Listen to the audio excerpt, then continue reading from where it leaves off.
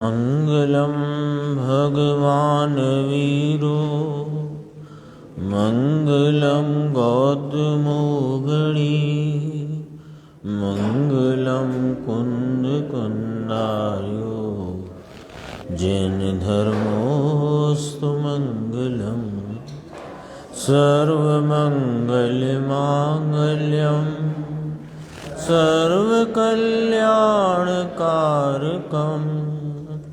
प्रधानं सर्वधर्माणां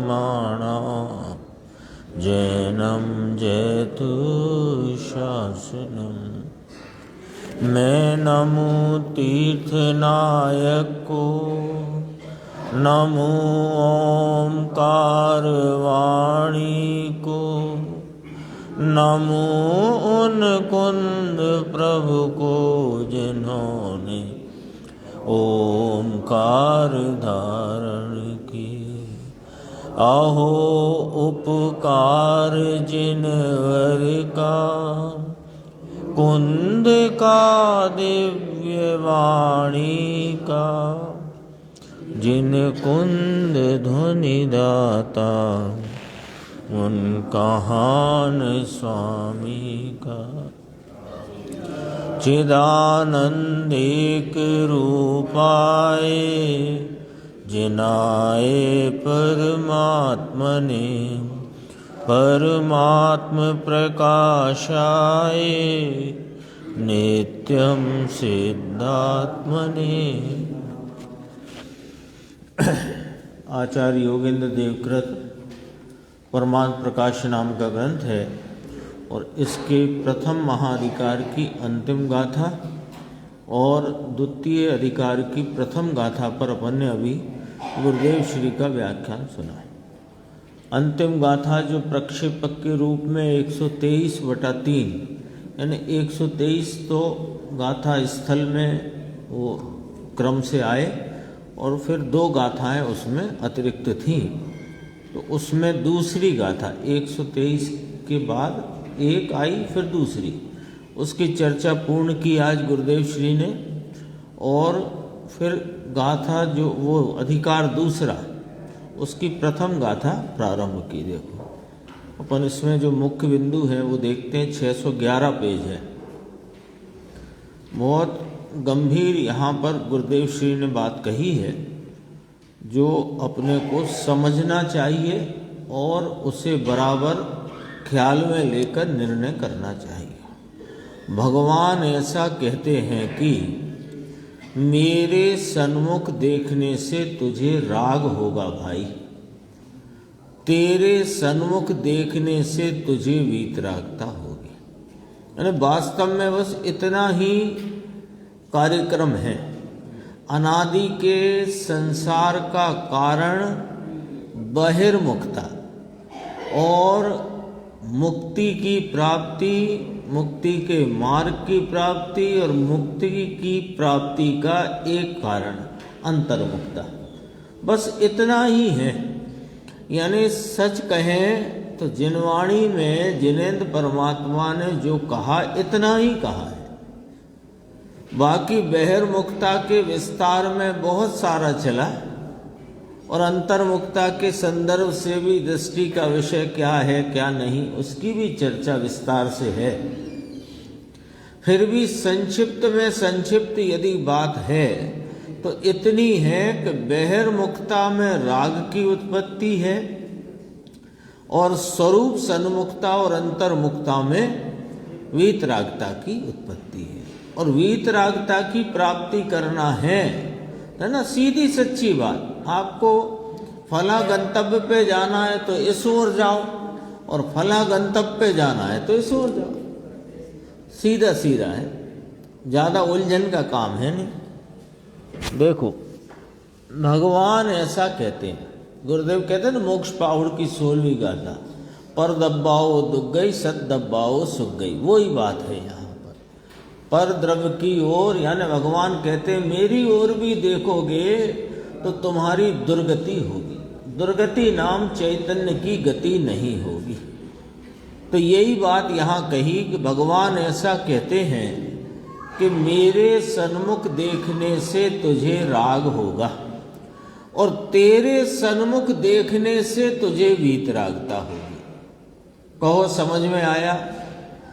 तब लोग ऐसा कहते हैं। अब अपन अपनी डेढ़ बुद्धि लगाते हैं। बात तो इतनी ही है। जिनेंद्र परमात्मा ने जो बात कही उसका सार में सार इतना कि मेरे सन्मुख कह करके उन्होंने कहा कि तुम्हारे उपयोग की बहिर्मुखता में अन्य विषय तो दूर रहो, देव गुरु शास्त्र भी यदि विषय बन रहे हैं तो राग की उत्पत्ति होगी। और तुम्हारे उपयोग में तुम शुद्धात्म स्वरूप परमात्मा वीतरागी तत्व ये यदि विषय बन रहा है तो वीतरागता की उत्पत्ति। बस इतना था मामला। अब हम डेढ़ बुद्धियों की बात यहाँ गुरुदेव फरमाते हैं। देखो, तब लोग ऐसा कहते हैं कि परंतु अभी तो पाप में पड़े फड़े हैं, उन्हें ऐसी बात कह दे सीधी। अभी तो जो खाने कमाने भोगने में ही लिप्त हो रहे हैं, उनसे सीधी ही ये वाली बात कह दे कि भगवान के सन्मुख देखने से राग होता है और निज भगवान के सन्मुख देखने से वीतरागता होती है। ये अब अपने को अटपटा लगता है ना, तो अपने को खुद अटपटा लगता है तो कहने में भी अटपटा लगता है। अरे अभी तो ये भोगादिक में व्यस्त है, खाने कमाने में लिप्त है, इसको सीधे ही एक ही बात कह दे। अभी तो भगवान के दर्शन करने भी ये समझो बस, अब क्या कहें, मतलब बस वो आता है और जाता है, ज्यादा कुछ नहीं कहना। आता है और जाता है, और उसको भी ये कह दे कि भगवान के दर्शन करने से तुझे राग होगा, संसार चलेगा, दुर्गति होगी, चैतन्य की गति नहीं होगी। हमको ये लगता है नहीं, अभी ये वाली बात मत करो। उसका विस्तार से गुरुदेव ने बहुत अच्छा यहाँ वर्णन किया। ये बात सुनना, समझना, विचार में लेना, फिर निर्णय करना। कोई इसमें ये नहीं है कि गुरुदेव ने कहा है तो मानो। पहले विचार करो, अच्छे से सुनो, पहले समझो, विचार करो, फिर खूब मंथन करो, फिर निर्णय करो। अंकुर ठीक है, देखो क्या कहते हैं। पाप में पड़े फड़े हैं, उन्हें ऐसी बात होगी क्या? उन्हें पहले पुण्य की बात तो करो। अरे अब वह पुण्य तो अनंत बार किया है, क्या बात करें उसकी? उसको सिखाने की इसे जरूरत नहीं है। कदाचित अभी तुम्हें वह पुण्य भावों में या उस प्रकार की वृत्ति में नहीं दिख रहा हो, तो भी क्या, पहले तो बहुत किया है ना, पर रिजल्ट क्या आया? ये बात कही। देखो क्या कहते हैं, पहले पुण्य की तो करो, तो कहा अरे वह तो अनंत बार किया है, अब उसमें है क्या? उसमें कौन सी होशियारी की बात तुम उसे सिखाने चले हो, और वो सीख करके क्या कर लेगा? समझना बात को। तुम उसे पुण्य भावों में प्रवृत्त होने का उपदेश देने की जो तुम्हारी मंशा हो, तो तुम उसे क्या सिखाओगे? वो तो भव का सीखा हुआ है, और कदाचित इस भव में तुम सिखाओगे भी तो उससे कौन सा भला हो जाएगा उसका? अच्छे से समझना पॉइंट, है ना, घबराना मत। पाप में गले तक पड़े हों, वो कहे, ऐसा वे कहते हैं, पाप में गले तक पड़े हों, उन्हें निर्विकल्प और वीतराग की पर्याय की बात करना। जो गले गले तक पाप वृत्ति में पड़े हुए हैं, उनको ये वाली बात करें कि तू निर्विकल्प है, तू अबद्ध स्पष्ट स्वरूप है, तू वीतरागी तत्व है, तू वीतरागता को प्राप्त कर। सीधी यही बात करें। उन्हें पुण्य में तो पहले लाओ, पहले उसे पुण्य में तो लाओ, पहले उसका पाप तो छुड़ाओ। तो गुरुदेव कहते हैं लो कौन लाए, कौन लाए उसे? अनंत बार पुण्य में तो आ गया है ना। अभी देखो बात कितनी गंभीर करी। अभी इतनी सुनना पहले, फिर अपन आगे बढ़ेंगे। इसको ऐसा लगता है कि देखो साहब, उपदेश के संदर्भ से तो ऐसा क्रम रखो, अच्छा है। अभी तो पाप में गले गले तक लगा हुआ है, लटक रहा है। तो पाप से छूटे और थोड़ा पुण्य में लगाओ।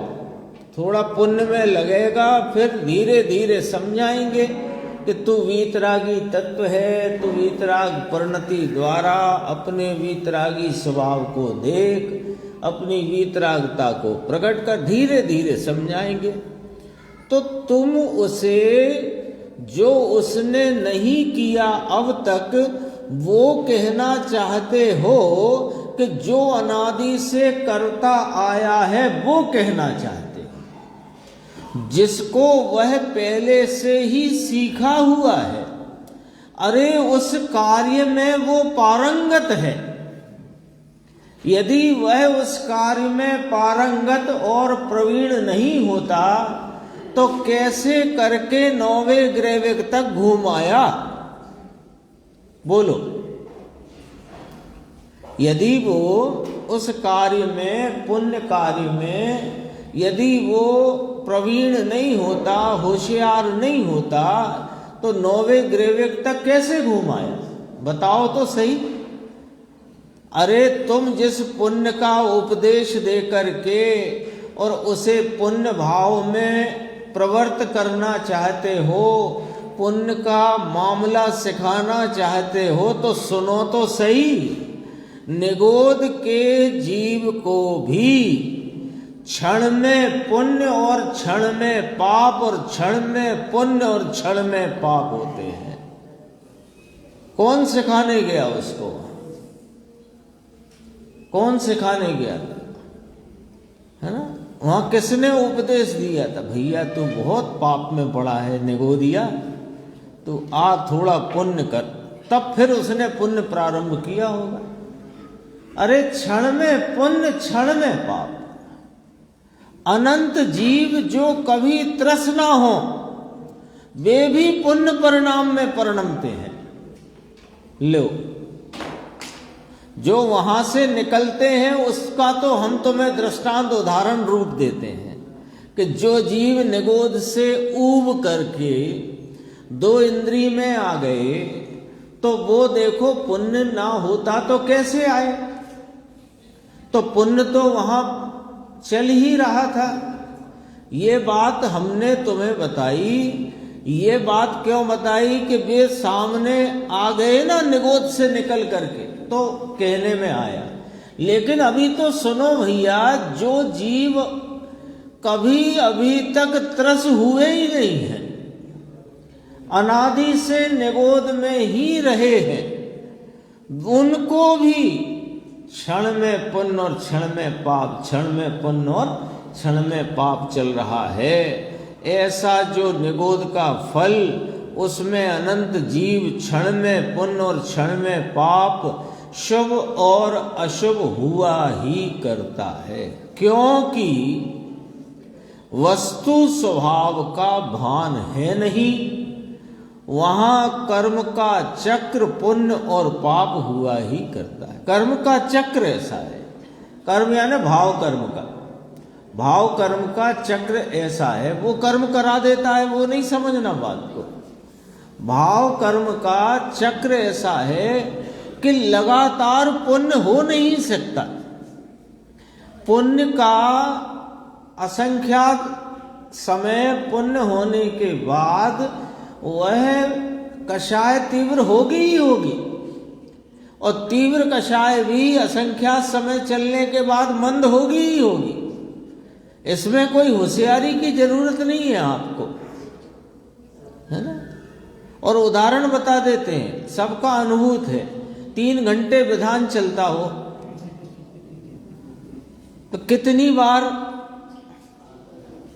परिणाम पलट जाता है, समझ लो अपने अपने सब, उसमें क्या विस्तार करें। 25-30 मिनट की पूजा में भी क्या हो जाता है उसको तो मैं ज्यादा नहीं कहता, पर 2.5-3 घंटे की यदि विधान का कार्यक्रम हो तो सबको अपना अपना पता है, किसी से कुछ कहने की जरूरत नहीं है। पलट जाता है कि नहीं परिणाम। मुझे तो ये बताना है कि कषाय से तीव्रता से मंदता और मंदता से तीव्रता चलती ही रहती है, होती ही रहती। उसको सिखाने के प्रयत्न में उसका टाइम भी खराब मत करो और अपना टाइम भी खराब मत करो। यदि बात कहना है, यदि वो सुनने का मौका उसको मिल गया है और तुम्हें यदि कहने का अवसर है तो सीधी बात करो कि तुम वीतराग स्वरूप हो। उस वीतराग स्वरूप के आलम्बन से परिणति में वीतरागता प्रकट करके उस वीतराग भाव की पूर्णता में पूर्ण वीतरागता को प्राप्त करो। कहना है तो इतना कहो, अंतर्मुखता में वीतरागता की उत्पत्ति है और बहिर्मुखता में राग की उत्पत्ति है। दो टूक बात क्यों नहीं करते? पहले भी कहा था, अभी फिर याद दिलाते हैं। राजकोट में एक बार गुरुदेव श्री को जेल में जाने का अवसर हुआ। कोई उन्हें शौक नहीं था ऐसी जगह जगह जाके वांछन करने का। वो तो कोई उस समय ऐसा वातावरण चलता था, आज़ादी नहीं हुई थी ना, तो वातावरण चलता था, तो कई अपने जैन समाज के जो उस आज़ादी के नेतृत्व आदि में थे तो वे गुरुदेव के भी संपर्क में थे। उन्होंने कहा एक बार तो आप उनको भी संबोधित कर दो। तो गुरुदेव तो सहज थे, चलो गए तो वहाँ एक ही उपदेश दिया कि सारे अपराध का कारण अज्ञान है। अज्ञान के कारण अपराध होते हैं और कोई कारण नहीं है। इस आत्मा का अज्ञान ही अपराध का मूल है। बात वही, छोटे बच्चे आए उनको भी वही बात, क्योंकि बात करने का सुनने वाले को भी बहुत मुश्किल से मौका मिलता है और सुनाने वाले को भी अवसर कम ही मिलता है। तो बात इधर उधर की ना करके टू दी पॉइंट बात देखो। कर्म का चक्र पुण्य और पाप हुआ ही करते हैं, वह कर्म चक्र है एक इंद्रिय जीव को, है ना। एक इंद्रिय जीव के संबंध में अपन बात कर चुके हैं कई बार। कर्म फल चेतना की मुख्यता है। जो निगोद के जीव अनंत एक शरीर के अनंतवें भाग में, कितने, एक शरीर इतना, वो तो पूरा ही सुना देता हूं। अंगुल के असंख्यातवें भाग में असंख्य शरीर और एक शरीर के संयोग में अनंत जीव। कितने अनंत कि जितने अब तक सिद्ध हुए उससे अनंत गुने अनंत। तो अनंतवें भाग ही मोक्ष रहे, अनंतवें भाग में मोक्ष गए। यानी जितने यहाँ हैं अंगुल के असंख्यातवें भाग में असंख्य शरीर और एक शरीर के संयोग में जितने जीव हैं उससे अनंतवें भाग जीव अभी सिद्ध शिला में विराजते हैं। तो अब उल्टा लगाओ, जितने अभी तक सिद्ध हुए हैं उससे अनंत गुने जीव यहाँ पर है और ऐसा अनंत काल बाद भी ऐसा ही रहने वाला है। असंख्यवा भाग कभी नहीं होगा। अरे बाहर आया ना प्रभु, देखो हम सब बाहर आए कि नहीं आए निगोद से, है ना। कोई और कहीं से नहीं आया, सब निगोद से आए हैं। हम सब निगोद से आए। निगोद पीहर है जीव का। तो निगोद से आए तो अब गुरुदेव क्या कहते हैं, बाहर आया ना प्रभु तो तू इतने दूर आ गया। अब तो निगोद से निकलकर, वो छेडाला सबका पड़ा हुआ है, ज्यादा ख्याल में सबके है ही। निगोद से निकलकर अब संगी पंचेंद्री पना आर्य देश उत्तम कुल जिन शासन जिनेन्द्र परमात्मा का उपदेश सुनने की रुचि। तब यहां बैठे उनसे ही बात कर रहे हैं। तो ये यहां तक तो तुम आ गए तो बहुत दूर निकल आए हो, बहुत दूर आ गए हो। तो कहा तुम इतने दूर आ गए, अब बाहर से निकलकर अब करने योग्य तो ये काम है। लक्ष्य में जरा, लक्ष्य में नाम ख्याल में, अपने ज्ञान में, बहिर्मुख विकल्पात्मक ज्ञान में जरा विचार करे तो खबर पड़े। ऐसे के ऐसे नहीं, ऐसे के ऐसे नहीं, निगोद में यूं और यहाँ यूं और ऐसा हो, फिर भी भैया बहुत पाप में पड़े हो, थोड़े पुण्य में तो लाओ इसको। जरा विचार करना। निगोद के अनंत जीव एक स्पर्शन इंद्री के अतिरिक्त जिन्हें रसनेन्द्री भी नहीं मिली है ना, ये जीव रसना इंद्री, ऐसे अनंत अनंत अनंत अनंत अनंत जीव, ये तो वीतराग की बातें भारी सूक्ष्म है भाई। यानी उपदेश देने लायक और सुनने लायक, देने वाला की तरफ से देने लायक और अपने को सुनने लायक एक ही उपदेश है कि अपने चैतन्य स्वरूप की पहचान करके उसका आलम्बन लेकर उसके आलम्बन में वीतरागता प्रकट करो। बस इतना। कैसे करो देखो 615 पेज जो विषय चलता था ना इसमें, कि विषय कसायों में जाते हुए मन को वहां से हटाकर वीतराग निर्विकल्प स्वयं संवेदन ज्ञान के बल से, ये स्पष्ट कहा। इस 4-5 पंक्ति है, बात गंभीर है। देखो, वीतराग निर्विकल्प स्वयं संवेदन ज्ञान के बल से, इतने विशेषण दिए। तो इतने में क्या कह दिया? अभी जो बात चल गई ना 123 गाथा, कि विषय कसायों में जाते हुए मन को रोककर वीतराग निर्विकल्प स्वयं संवेदन ज्ञान के बल से, है ना, उससे देखो वहां पूरा ही पढ़ देता हूं। निज शुद्धात्म द्रव्य में जो अपने उपयोग को स्थापन करता है वही मोक्ष को पाता है। एतावत एव, इतना ही मोक्ष का मार्ग है, अन्य नहीं। यही था ना विषय गाथा का। अब देखो, वीतराग निर्विकल्प स्वयं संवेदन ज्ञान के बल से, यानी राग रहित वीतरागी अभेद स्वयं संवेदन ज्ञान। ये क्या मतलब हुआ? वीतरागी भाव जो अभेद के लक्ष्य में बरतता है और उसमें स्वयं संवेदन रूप ज्ञान बहता है, ज्ञान बरतता है।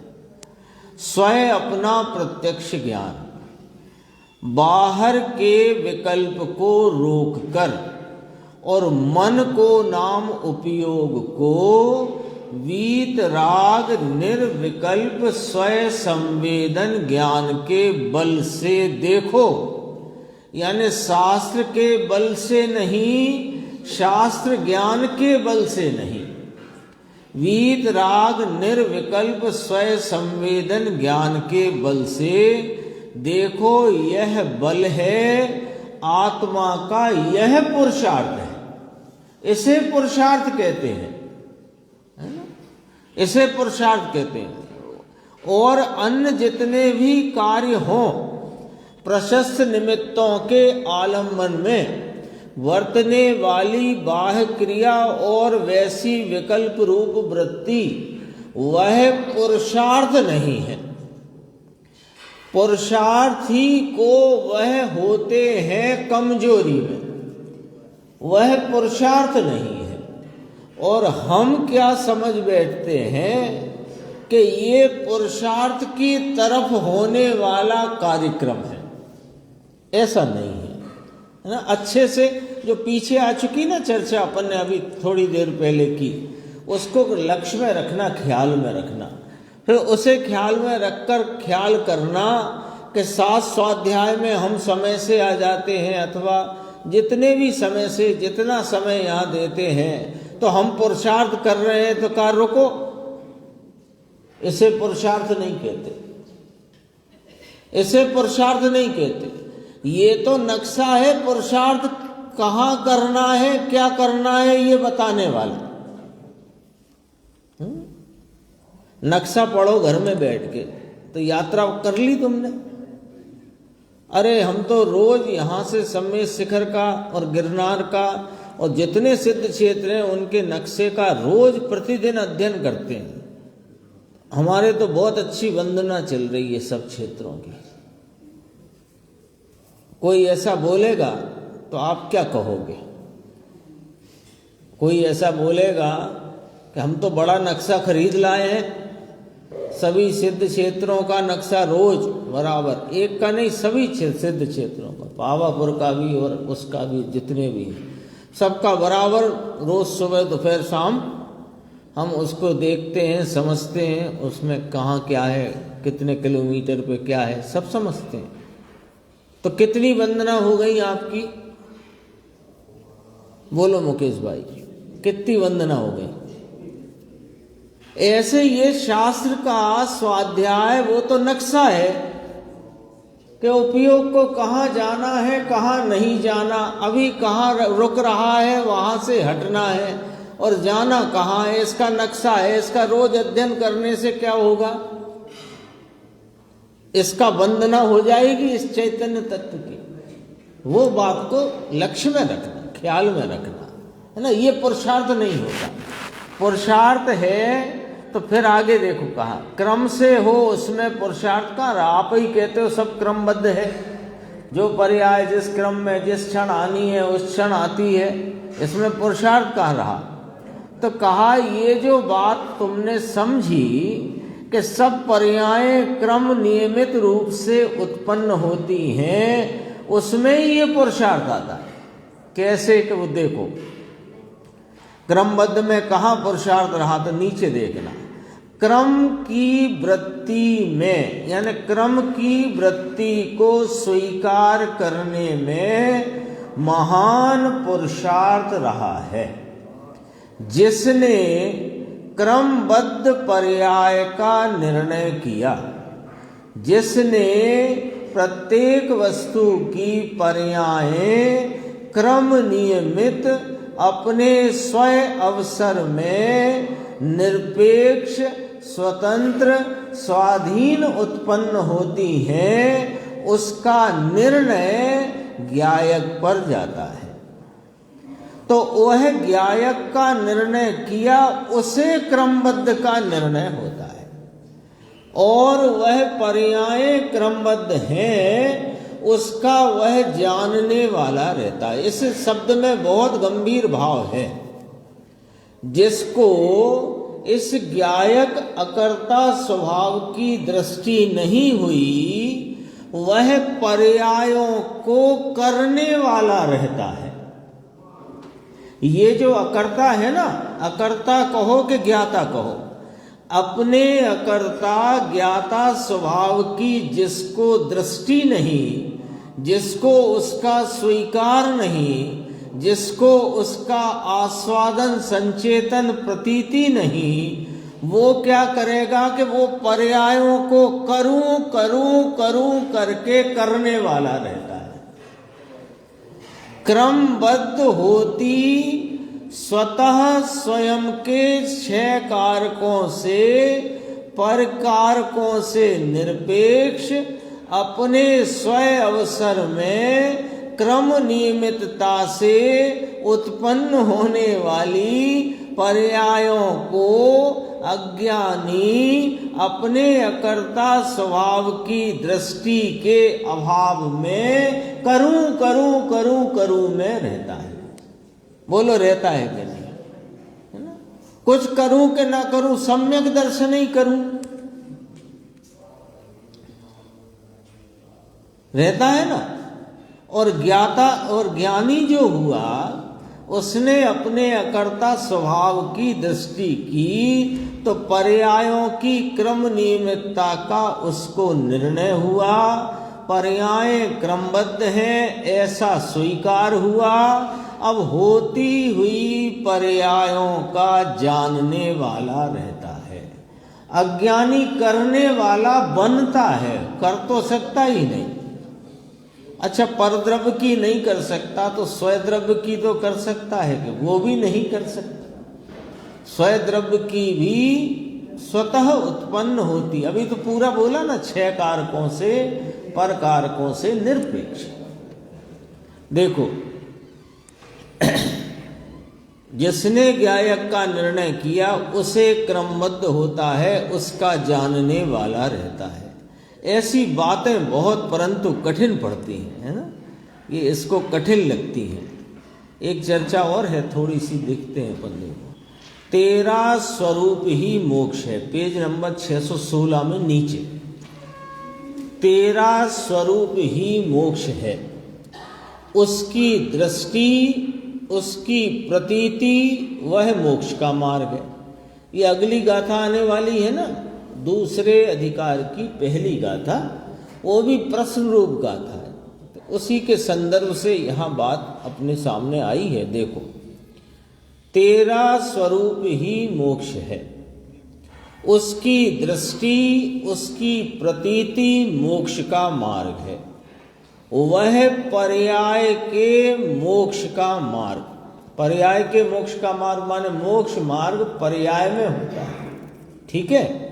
और तुम स्वरूप से मोक्ष हो, तो दो बातें आई ना, इसलिए यहां कहा गुरुदेव ने पर्याय के मोक्ष का मार्ग। मोक्ष पर्याय है और मोक्ष मार्ग भी पर्याय है, और वस्तु मोक्ष स्वरूप है।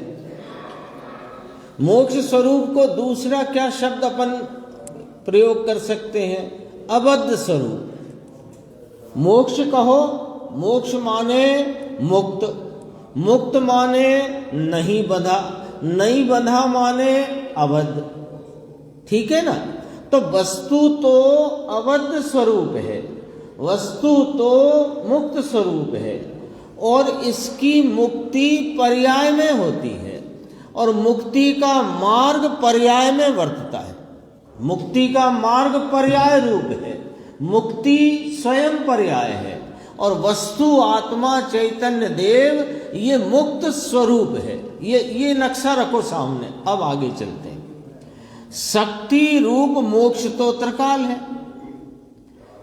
अब अभी देखो, मोक्ष पर्याय कही, ठीक है।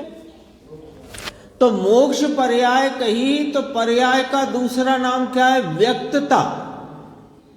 कार्य कहो, परिणाम कहो, पलटकर होने वाला भाव कहो, या व्यक्त भाव कहो। यहां अपन उसका शब्द व्यक्त भाव लेंगे। क्यों कि यह आत्मा शक्ति स्वरूप है और उसकी पर्याय व्यक्त है, व्यक्ति रूप है। शक्ति की व्यक्ति होती है, जो शक्ति हो वही व्यक्त होती है। ये तो समझ में आती है ना बात। वो लींडी पीपर में 64 पुटी माने 100% चरपराई है, तो उसमें है तो प्रकट होती है। अन्य किसी में नहीं तो उसमें प्रकट नहीं होती। तो पहले क्या नक्की हुआ कि प्रकट में से प्रकटता होती, वो है उसमें से प्रकटता होती है, शक्ति में से व्यक्तता होती है। तो मोक्ष क्या है? पर्याय। तो पर्याय किसे कहते हैं? व्यक्तता को पर्याय कहते हैं। तो जो व्यक्तता रूप पर्याय है, तो वो पर्याय किसकी व्यक्तता है? किस शक्ति की व्यक्तता है। तो शक्ति स्वरूप आत्मा है, तो इसकी पर्याय में मोक्ष नामक पर्याय व्यक्त होती है। यदि शक्ति ना हो तो व्यक्त कहां से हो? समझ में आई ना बात। मोक्ष हो तो मोक्ष की शक्ति नहीं तो व्यक्तता कहां से आई? हाँ, तो यही तो है। इससे शक्ति कहो कि मोक्ष कहो। स्वरूप क्या? शक्कर का स्वरूप क्या? तो क्या व्यक्त होएगा?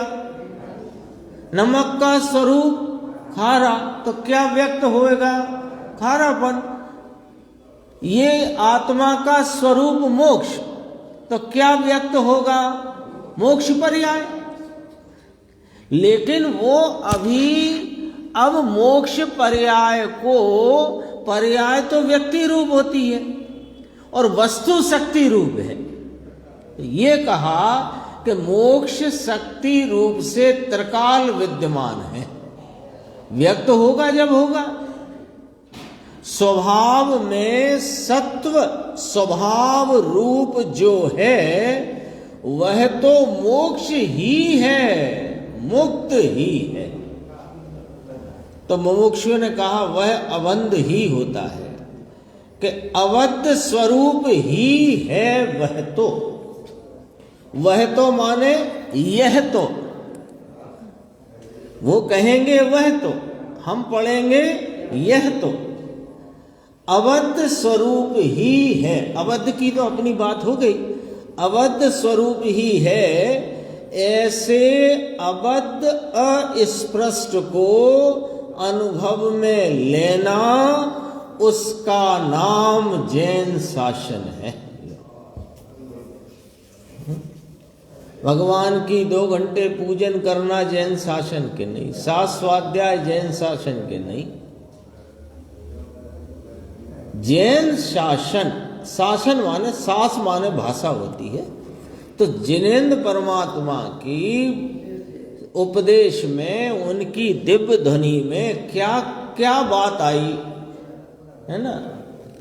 अब गणधर परमात्मा ने जितनी आई उसमें से कुछ गणधर परमात्मा ने ग्रहण की, उसमें से कुछ की रचना द्वादशांग रूप हुई।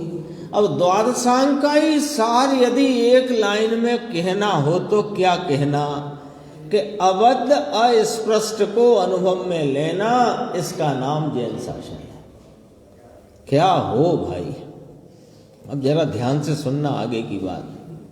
84 के अवतार में भटकते हुए कचूमर निकल गया, ऐसा मार्ग है भाई। सुनो, ये नियम सार में तो कहा है, अभी देखना बहुत गजब की बात कहते हैं। नियम सार में तो कहा है कि ऐसे मार्ग की कोई निंदा करे। कैसे मार्ग की? एक अबद्ध अस्पृष्ट स्वरूप आत्मा का अनुभव ही मोक्ष मार्ग है। एतावत एव, बस इतना ही मोक्ष मार्ग है। और जो बीच में व्यवहार रत्नत्रय आदि के विकल्पात्मक परिणाम उत्पन्न होते हैं वे मोक्ष मार्ग नहीं है, ऐसा निर्णय करके अपने अबद्ध अस्पष्ट स्वरूप को वर्तमान उपयोग के द्वारा आस्वादन संचेतन में लेकर उसकी प्रतीति करना, उसकी लीनता करना, ये ही मोक्ष का मार्ग है।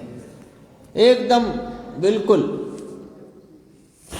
ये भी जो है ना, ये भी एक तरह का अभियान है।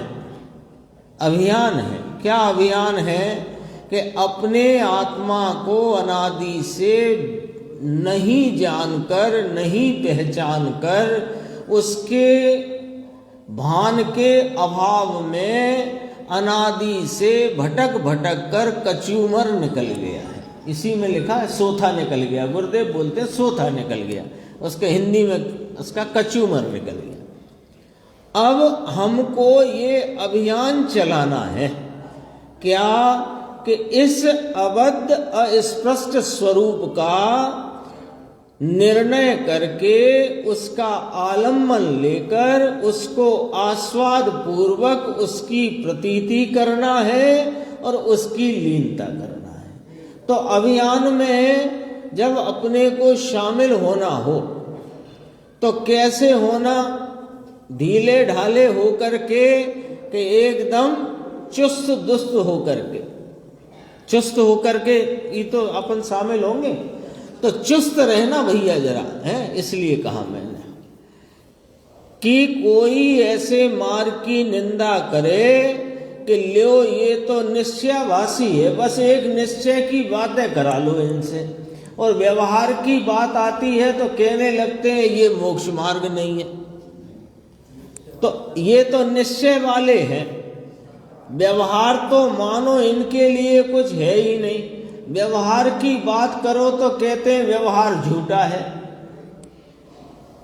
ऐसी जो कोई निंदा करे, अब ये सब बात समझ लेना, अभियान में शामिल होना है तो, ऐसी जो कोई निंदा करे उसके सामने देखना नहीं,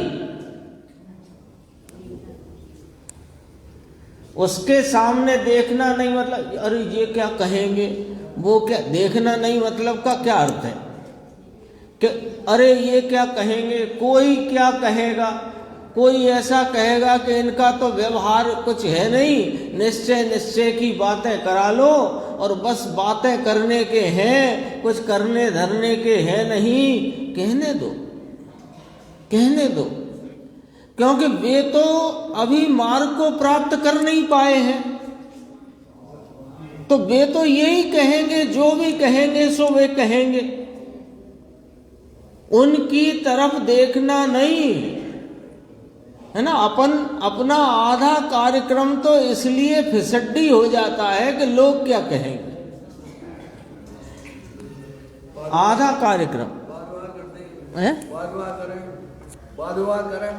वाद विवाद तो करने नहीं, सदगुरु कहे सहज का धंधा, वाद विवाद करे सो अंधा। वाद विवाद तो किसी से नहीं करना।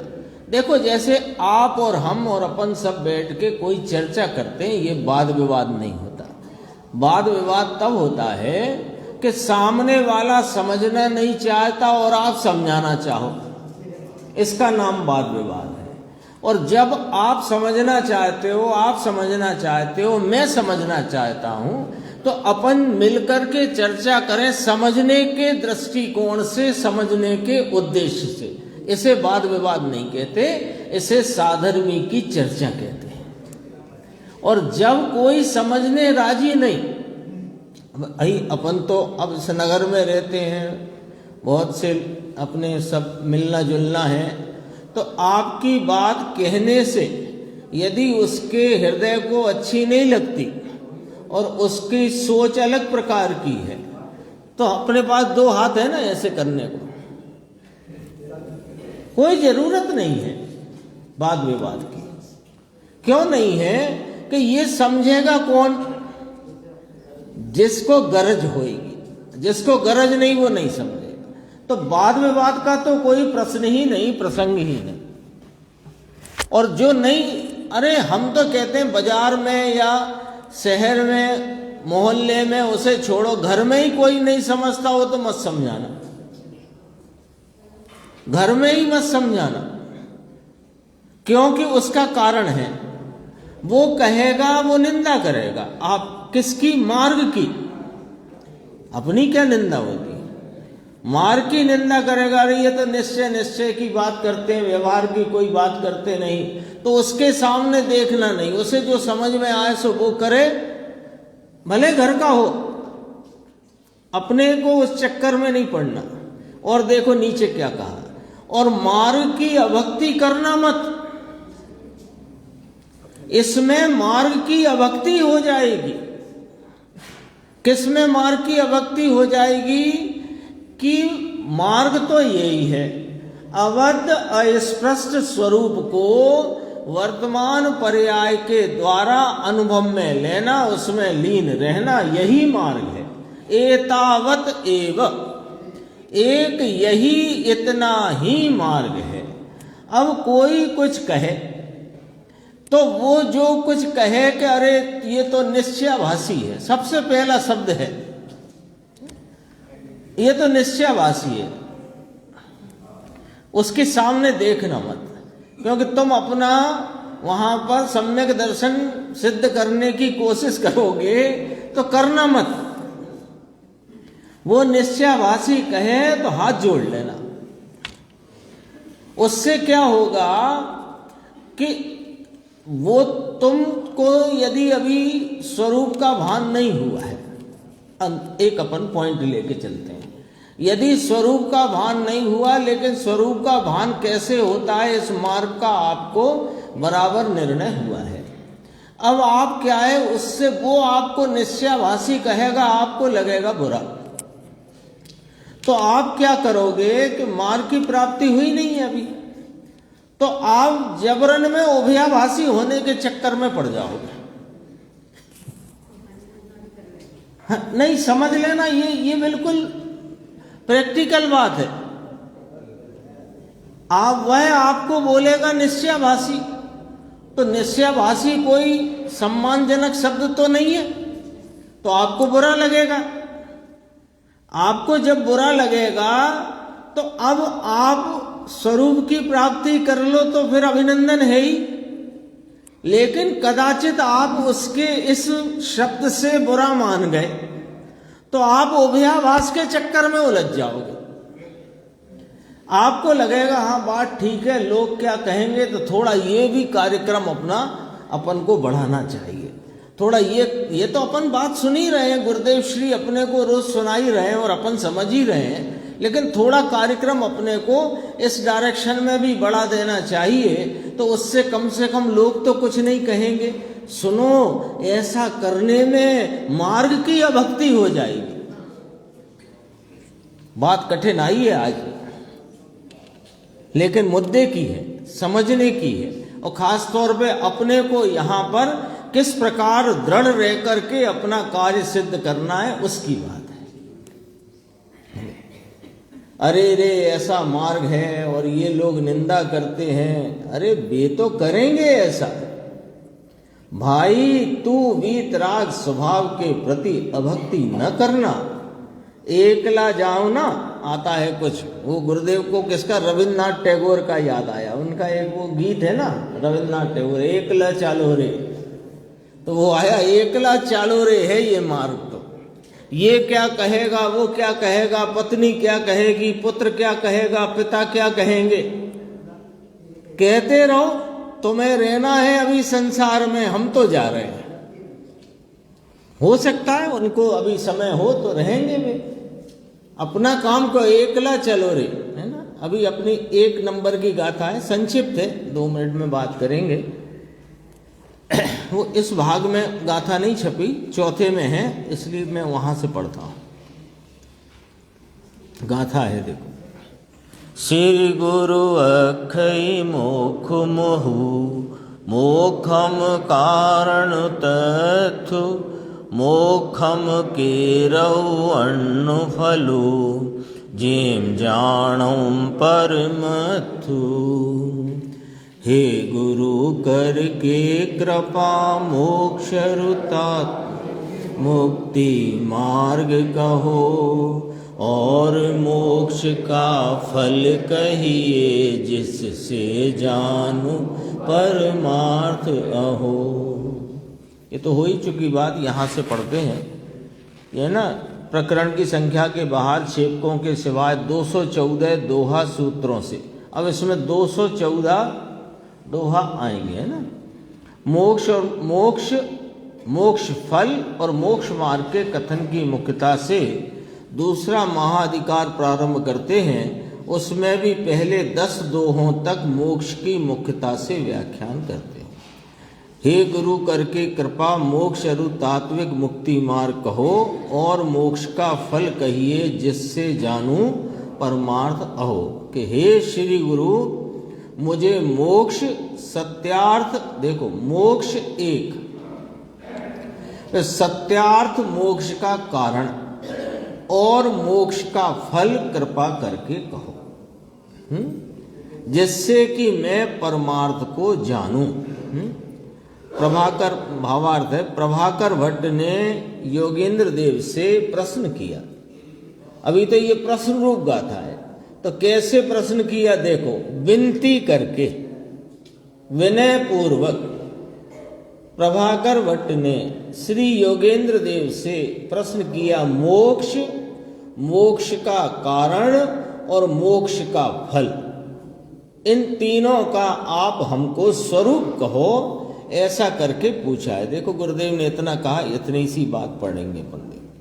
हे श्री गुरु, मुझे मोक्ष, सत्यार्थ मोक्ष का कारण तथ्यम है ना, तथ्यम अर्थात के वह आता है, सत्यार्थ वह मोक्ष मार्ग है। गुरुदेव ने याद किया 6 डाला को, जो सत्यार्थ रूप से निश्चय कारण सो व्यवहार। दूसरा असत्यार्थ है। यहां तो सत्यार्थ पूछा है, असत्यार्थ नहीं पूछा, सत्यार्थ पूछा। असत्यार्थ क्यों नहीं पूछा? क्योंकि असत्यार्थ मोक्ष का कारण नहीं। मोक्ष का मार्ग और मोक्ष का फल, 3 प्रश्न किए एक साथ। तो सत्यार्थ ही क्यों पूछा? कि आप भी पूछोगे किसी से तो सत्यार्थ ही तो पूछोगे, है ना। असत्यार्थ कौन पूछेगा? तो असत्यार्थ कुछ है क्या?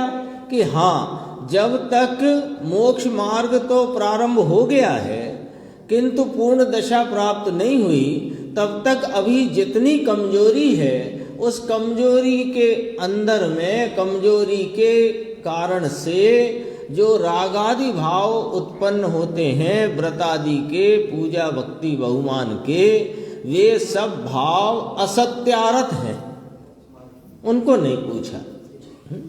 सत्यार्थ वह मोक्ष मार्ग है, दूसरा सत्यार्थ है।